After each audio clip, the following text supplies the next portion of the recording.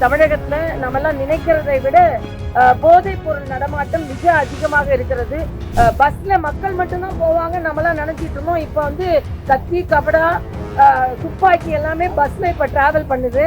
சனாதனத்தை டெங்கு மாதிரி ஒழிப்பேன்னாங்க, ஆனா டெங்குவே ஒழிக்கல. 10 மாவட்டங்கள்ல டெங்கு அதிகரித்து இருக்கிறது. ஆனா போதைப் பொருள் ஆசாமியை கூட வைத்திருந்தாங்க. அப்ப இந்த அரசாங்கத்தை நம்ம என்ன செய்ய முடியும்? போதைப் பொருட்கள் எல்லாம் தட்டுகளில் வைத்து பரிமாறப்படுகிறது. இந்த அதிர்ச்சிகரமான தகவல்களை எல்லாம் சொல்கிறாங்க. இதுல உண்மை இருக்கா இல்லையான்றது வேற. வாக்கு வங்கிக்காக சிறுபான்மையினரை ஊக்கப்படுத்தி கொண்டிருந்தவர்கள் வேணா பிரதமர் பிரித்தாளுகிறார் என்று சொல்லலாம். நிச்சயமா பிரதமர் பிரித்தாளல. ஆனா இவர் கூட இருக்கிறவங்களையே இவர்கள் காணாமல் போகும் அளவிற்கு இவர்கள் செய்து கொண்டிருக்கிறார்கள் என்றால் இந்தி கூட்டணியின் நிலைமையை மக்கள் புரிந்து கொள்ள வேண்டும் என்பது எனது கருத்து. தமிழ்நாட்டுல எல்லாருமே மகிழ்ச்சியா இருக்கணும் அப்படின்றதான் நம்மளோட எண்ணம். ஆனா மகிழ்ச்சியா இருக்கிறார்களா அப்படின்றதான் மிகப்பெரிய கேள்விக்குறி. இன்னைக்கு வந்து தமிழகத்துல நம்மெல்லாம் நினைக்கிறதை விட போதைப் பொருள் நடமாட்டம் மிக அதிகமாக இருக்கிறது. இளைஞர்கள் மிக அதிகமாக பாதிக்கப்படுகிறார்கள். பஸ்ல மக்கள் மட்டும்தான் போவாங்க நம்மளாம் நினைச்சிட்டு இருந்தோம். இப்ப வந்து கத்தி கபடா துப்பாக்கி எல்லாமே பஸ்ல இப்ப டிராவல் பண்ணுது. நேற்றைய தினம் நீங்க பாத்தீங்கன்னா திருநெல்வேலியில சீட்டுக்கு அடியில, சீட்டுக்கு மேல மக்கள் உட்கார்றாங்க, சீட்டுக்கு அடியில இதை மாதிரி கத்தி அருவாள் துப்பாக்கி எல்லாம் போகுது, பயணம் செய்யுது. இது மிக மோசமான கலாச்சாரம் தமிழகத்தில் தலையெடுத்து இருக்கிறது. இந்த கூலிப்படை கலாச்சாரம் மறுபடியும் தலையெடுத்திருக்கிறது. கொலை கொள்ளை அதிகரித்திருக்கிறது, திருட்டு அதிகரித்திருக்கிறது. இதற்கெல்லாம் மாநில அரசு பதில் சொல்லிதான் ஆக வேண்டும். அதே மாதிரி இன்னைக்கு டெங்கு தினம். டெங்கு சனாதனத்தை டெங்கு மாதிரி ஒழிப்பேன்னாங்க, ஆனா டெங்குவே ஒழிக்கல. 10 மாவட்டங்கள்ல டெங்கு அதிகரித்து இருக்கிறது. இது அரசாங்கம் உடனே தடுப்பு நடவடிக்கைகளில் ஈடுபட வேண்டும். ஏன்னா டெங்கு என்பது மிக கொடுமையான கொசுக்களினால் வரக்கூடிய ஒரு நோய். அது தடுக்கப்பட வேண்டும். இன்னைக்கு வெயில் காலம் தாண்டி இப்ப மழை வர ஆரம்பித்திருக்கிறது. மழைனாலே நம்ம தமிழகத்துல எந்த அளவிற்கு முன்னேற்பாடு இருக்கிறது என்று நமக்கு தெரியாது. வெள்ளத்தில் மக்கள் தத்தளித்து இருக்கிறார்கள். அதனால உடனே அரசாங்கம் தடுப்பு நடவடிக்கைகளில் ஈடுபட வேண்டும்.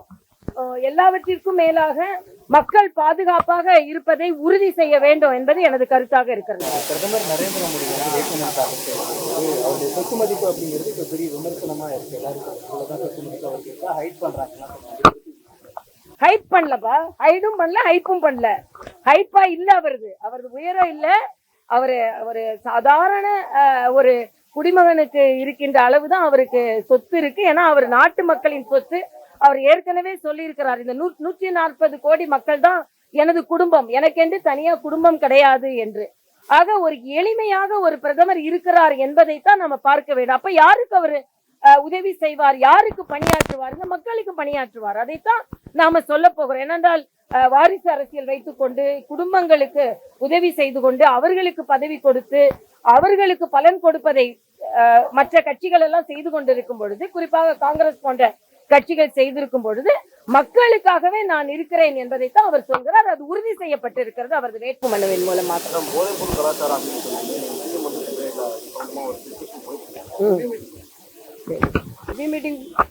அதாவது போதைப் பொருள் நிச்சயமாக நான் ஏற்கனவே சொல்லிட்டேன். இதுல வந்து போதைப் பொருள் வைத்திருக்கிறார்கள் என்று சில பேரை கைது செய்கிறார்கள். ஆனா போதைப் பொருள் ஆசாமியை கூட வைத்திருந்தாங்க. அப்ப இந்த அரசாங்கத்தை நம்ம என்ன செய்ய முடியும்?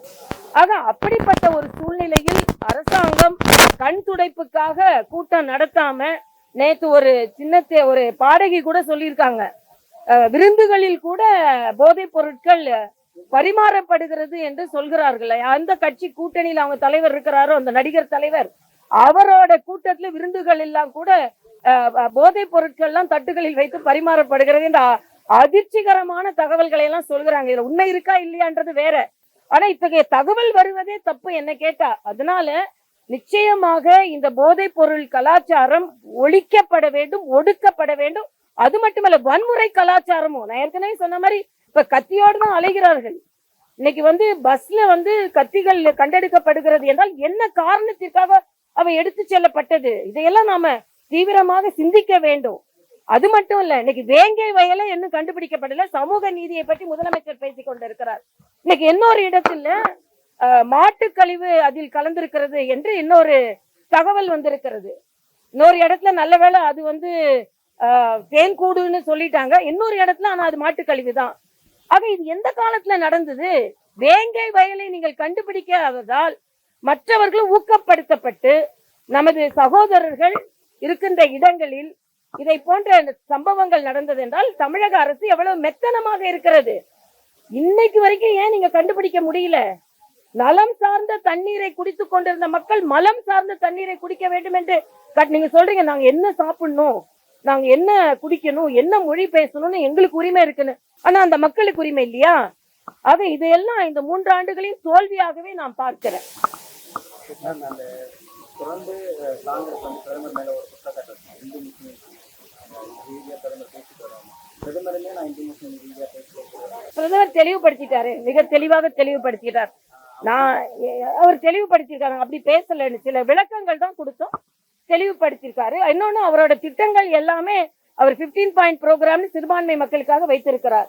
நான் ஏன்னா புதுச்சேரியில இருந்து அந்த சிறுபான்மை மக்களுக்காக அந்த திட்டங்களை நடைமுறைப்படுத்தியவள் என்ற முறையில 15 பாயிண்ட் ப்ரோக்ராம் வச்சு அதுல ஏற்கனவே இந்தியா முழுவதும் 10.5 லட்சம் இளைஞர்களை ஸ்கில் இந்தியாவில் அவர் பயிற்சி கொடுத்து 4.5 லட்சம் இஸ்லாமிய சிறுபான்மை சகோதர சகோதரிக்கு வேலை வாய்ப்பு ஏற்படுத்தப்பட்டிருக்கு.